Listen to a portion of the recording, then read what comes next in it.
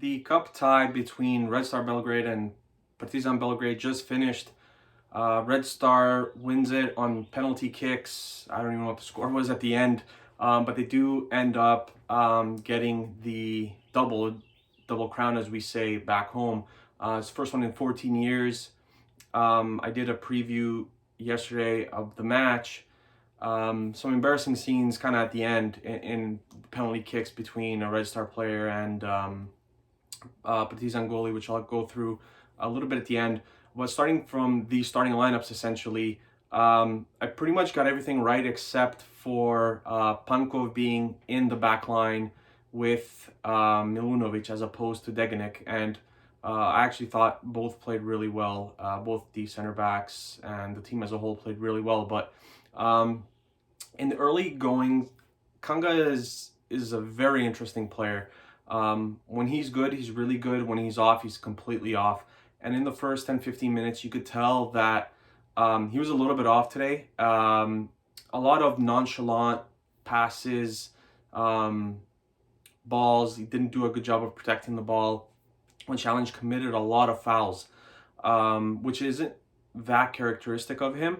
But luckily, Sonogo, his, I guess, if you want to call defensive partner in the midfield there, or depending on what the formation even was, he covered up a lot of those tracks. And Ivanic and Katai were responsible for doing a lot of trekking back in the first half, because it was a fairly open game, but it was an open game in the sense that each team kind of went through their kind of 10-minute spells where they would attack the opposition and create chances.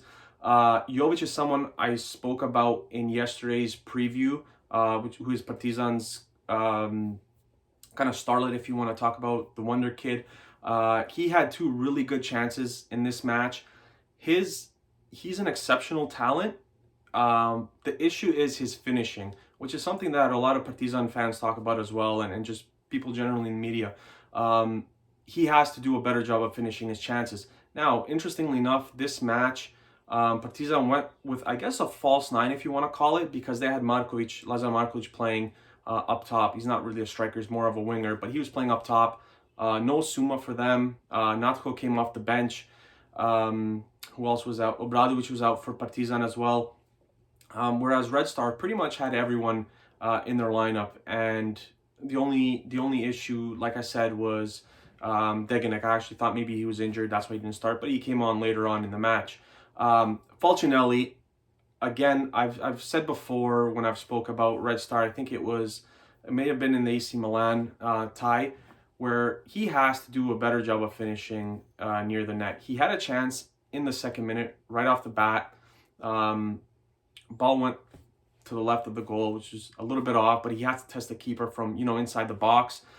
He had two chances from about 1.5 meters away in the second half that he did not put away. If you put away those two goals, Partizan isn't coming back. They just don't have the firepower to contend with Red Star, and you give them essentially a lifeline going into the second half and as the match goes on.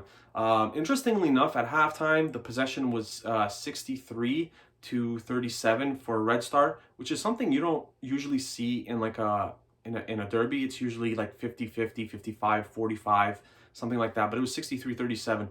A lot of what Red Star did obviously went through Katai and Ivanic. Partizan did, I would say, a solid job of challenging them and keeping them in check. I mean, as good as you can do. But when you have two threats like that, it's very hard to kind of keep up. And the first 15-20 minutes of the second half, Partizan kind of just sat back and soaked up the pressure as Red Star continued to attack. Now, one thing I'll say is Stankovic took some risks with his substitutions today, because he took off Kanga, he took off Katai, he took off Ivanic, he took off Falcinelli, and he took off Gajic as well. So you're getting rid of, essentially you're substituting three of the players that pretty much all the play goes through. Ben was the only one, he got subbed off later on, but he was the only one that kind of stayed until extra time. Ivanic got subbed off at the start of extra time. I thought Rodic did exceptionally well today. He cut off anything that Partizan was bringing on his side, and his counterattacks were really, really good. Going back to Falcinelli just for a second, before I forget, this could be something that, costs him a spot with Red Star next season. Not sure if they're gonna, because he was only on loan here, so I don't think that they're gonna purchase his contract from, I believe it was Bologna. So he'll probably be going back to Italy, with Red Star looking at players such as Alexander Prijovic, who has played for the national team, and bringing him in. And even though he is a little bit older and he's going to come with a little bit more probably of a weekly wage than Falcinelli has, but there's no way that you keep both, because you still have Milan Pavkov, you still have Marko Lazetic, who's up and coming, and then you also have Nikola Krstovic, who we're kind of going to see what happens this summer. Krstovic actually did a really good job when he did come on. He's really good in the air. He protects the ball. So good for him for getting minutes under his belt. But like I said, Stankovic pretty much risked a lot taking off all those players and kind of, just going on with who he had on the pitch, in Nikolic organizing the play. And he obviously had Ben Sanogo was excellent today as well. And the goalkeepers really, for the most part, didn't really have anything to do throughout the entire match. Red Star had a chance in the 104th minute, and Partizan came back a minute later, and they also had another chance where a ball was whipped in. Bojan completely mistimed it. Luckily, it was cleared almost off the line by a Red Star player. And I should mention that Partizan actually cleared about 2 or 3 balls from the line. Like I said, Falcinelli had 2, and Nikolic had one that was blocked by Urošević, which was going in if it weren't blocked. Now we get to the penalties. The first 2 or 3 rounds go smoothly. Krstovic takes his penalty, and then he gets into Stojkovic's face a little bit. Stojkovic holds the ball in Krstovic's face. Krstovic falls theatrically, and the bench is clear.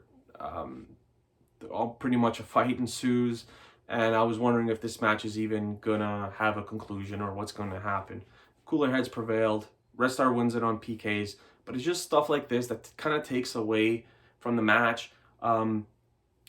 Interestingly enough, both coaches at the end of the match, Alexander Stanojevic and Dan Stankovic, both said that it wasn't a pretty match. I actually thought it was a pretty good match, considering what we've seen in the Derby the last 2, 3, maybe even 4 years, where it hasn't been maybe to that level that we want to see. The only thing I'll say is there was plenty of fouls. I think there was 40 fouls at the end of regular play. So at the end of 90 minutes, there was 40 fouls. And there was probably another 15, 20, maybe even 25 in the extra 30 minutes. Maybe not 25, but there was at least 15. And it's just a lot of... the teams played not to lose, essentially, in extra time and to take it to penalties. And Stojkovic is an excellent shot blocker. We've seen Bojan play miraculously, especially against Copenhagen. I'm never going to forget that performance. Happy to get the double, first one in 14 years. Like I said earlier, I thought overall it was a pretty good match. Partizan was a little bit shorthanded. Red Star could have sealed the game a lot earlier and avoided, extra time and all this stuff. But just happy to get the double. Euro Cup is soon, and then before we know, we'll have qualifying for Champions League, Europa League, Conference League, and so it's going to be a busy month and a half of soccer.